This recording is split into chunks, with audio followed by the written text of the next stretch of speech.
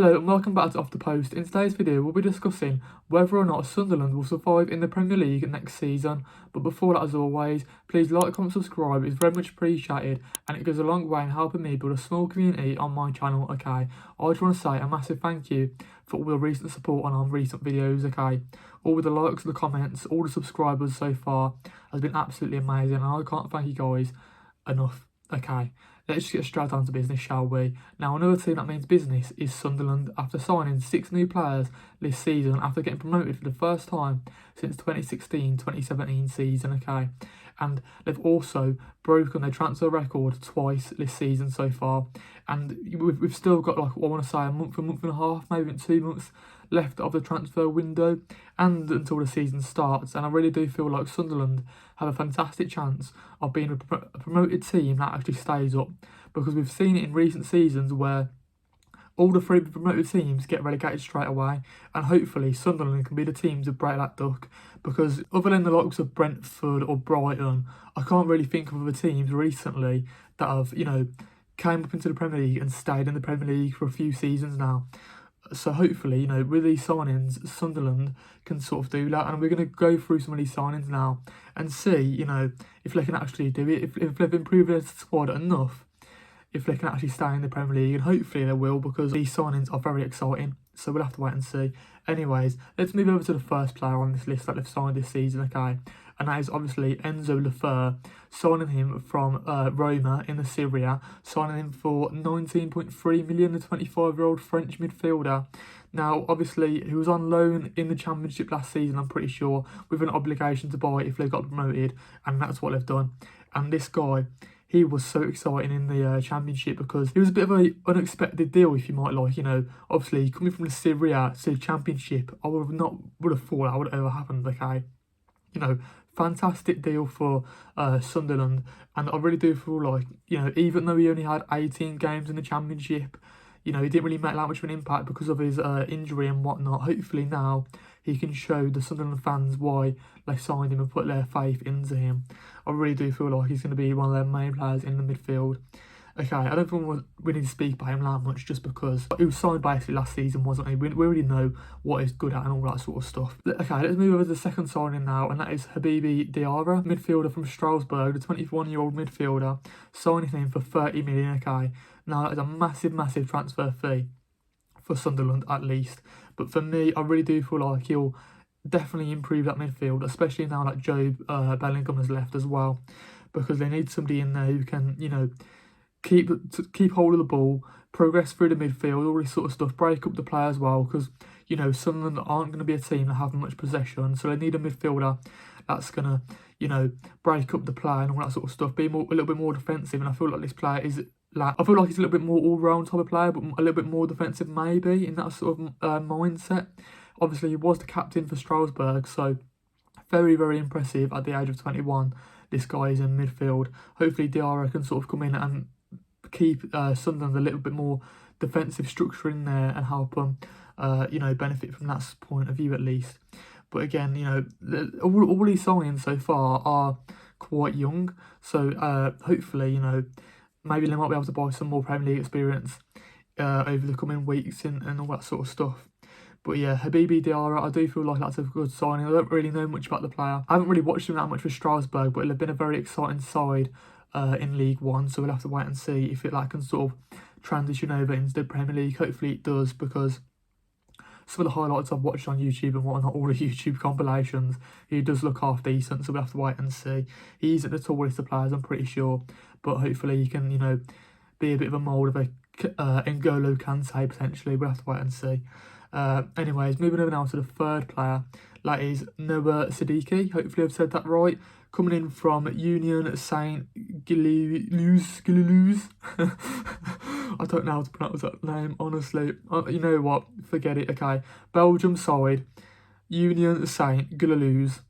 I've tried it a second time. Hopefully I pronounce it a bit better the second time. Again, I don't really know much about this player, except from he's mainly a midfielder who plays in a number of positions throughout his blossoming career, and he's committed 5 years to Sunderland. Hopefully he can sort of help them at the age of 20, also 15 million, so not really that much money, not really that much of a gamble in the grand scheme of things really for Sunderland. Whether he's going to be like at number 8, I don't really know much about the player, to be honest with you. Maybe he's like a bench option in the Premier League, I don't really know.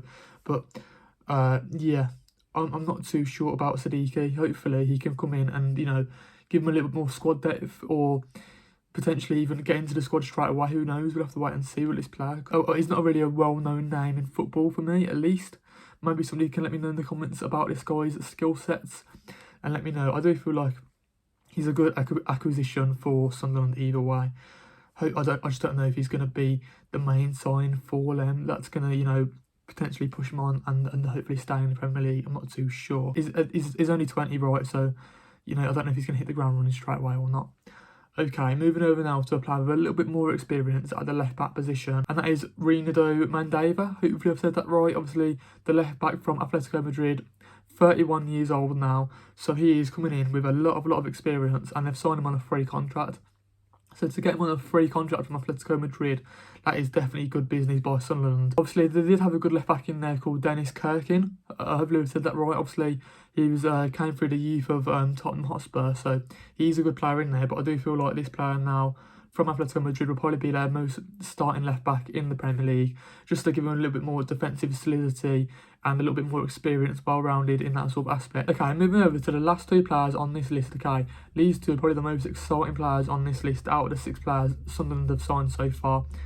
So for me, I do know the most about these guys. Hopefully I can give you a little bit more description, because I've watched these quite a few times now over the last couple of seasons and whatnot. Okay, the next player on this list is Talbi, obviously signing from Club Brugge for 18 million. Obviously he's a left winger to sort of replace I want to say Tommy Watson again. I feel like he's more of a guaranteed starter to be in that Sunderland team, and I feel like he's going to hit the ground running straight away, hopefully, because I've seen this guy in the Champions League last season against like the likes of Aston Villa and all these big teams, and I really do feel like he's going to help Sunderland. Well, he's going to be one of the main stars to help Sunderland hopefully stay in the Premier League. They really need him to kick on straight away and get those goals and assists straight away, otherwise it might be a little bit difficult. Either way, I do think this guy is going to be an absolute star in the making. Give it 2 or 3 seasons, and I really do feel like the Moroccan international will prove why he can become a Premier League regular for Sunderland, hopefully, and if not, maybe move to a different team in the future, who knows. Either way, he's got bags of ability, bags of potential, and I do think he will hopefully make Sunderland stay in the Premier League. Obviously, he's got Champions League experience himself, and he's looked very impressive, and I'm a little bit surprised that Sunderland managed to pull this deal off. I did think he was going to get a move to probably a little bit of a more established team in the Premier League, to a I don't know, like a Brighton or a Bournemouth or a West Ham or someone like that, someone a little bit more established, because I do think this guy can really make it in the Premier League. I've mentioned that a few times now, but I do like his skill set. Obviously, he's very fast. He can dribble with the ball. He can score. He can shoot. He can take on defenders. He's good at one-on-ones. Decent at crossing as well. So this guy has potentially got it all. He just whether or not he can translate that form from the Belgium League into the Premier League. Again, it's most of these signings are very similar in the fact like they haven't really got that much Premier League experience. So it really does depend on whether or not they can hit the ground running, and it's a little bit frustrating. Hopefully, we can see now at the end of the window, Sunderland make more Premier League experience signings, just because we've seen that over recent seasons where, you know, Championship sides, when they've got promoted, they've signed all these wonder kids and all these sort of exciting young players, and it just hasn't really worked out because, you know, the Championship managers getting promoted, they've tried to stick to their guns, tried to stick to what worked in Championship, and it just hasn't worked in the Premier League. It hasn't translated in the Premier League, and where they need to sort of switch it up and be a little bit more defensive minded, potentially potentially drag out some results. And I feel like it's a bit of a tricky one, because they start off playing their like more natural game from what they did in playing the Championship to the Premier League, and then they sort of switch it up after like 10-15 games of the season. But by that point, it's sort of a little bit too late, where you're thinking to yourself, it's a little bit too late, and they're not going to get out of the relegation zone now. So hopefully the Sunderland manager can sort of see that point of view and be a little bit more defensive minded. Okay, moving over to the last player on this list, and that is Simon Adinga from Brighton. Okay, obviously the right winger, signing for 21 million. Okay, and this guy has been so good for Brighton over the last 2 seasons, and he really has got that proven Premier League experience that Sunderland are lacking. So he's probably one of their main players to sort of get him out of the hole. I really do feel like he'll be one of those players in the Premier League that will come in and everything we played through him this season. Honestly, I do think the Sunderland players will look to him to provide the goals and the assists. So hopefully he can sort of kick on and bring Sunderland up the table and sort of keep him out of that relegation fight. Who knows? Hopefully he can do that. I'm not too sure whether or not he can sort of take that step up to be that main player in the team. You know, when he was at Brighton, there was probably 2 or 3, maybe even 4 players ahead of him in that sort of pecking order, like you might say. When you talk about Simon Adinga, he really is a very exciting player on that right hand side. He's got the pace, he's got the power, he's got the skill moves. He can dribble with the ball, he can take 1v1s, he can score and get a few assists as well. Obviously he arrived from Brighton, where he made 60 top flight appearances over the last 2 seasons and only scored 8 goals. So from that point of view, he probably could have scored a few more goals over 2 seasons, but he's still a young player. He's only been in the Premier League for 2 seasons himself. I do think this is quite exciting, but we should have to wait and see whether or not he can sort of take on the mantle and be the main man at Sunderland in that front 3, because obviously they've got Talby on the left hand side now, but he's also, but when you're signing 2 new wingers, it might be a little bit too difficult to sort of link up together straight away, find their form immediately. That's what Sunderland are going to need if they want to stay in the Premier League. We'll have to wait and see, because I feel like, for me, when we speak about Sunderland, I feel like they're the Ipswich of last season, at least anyways, aren't they? Because Ipswich signed some fantastic players, didn't they? A lot of people were comparing Ipswich to like a Championship All-Stars team. They was basically signing the best players from the Championship. Again, maybe if Sunderland do get relegated, I do feel like these players will probably translate into the Championship and potentially get them back up promoted straight away.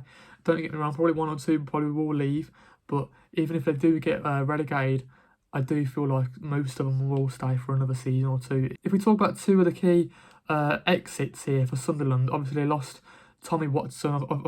I've spoke about him quite a few times. I think his name's actually Tom Watson. I don't even know why I'm calling him Tommy.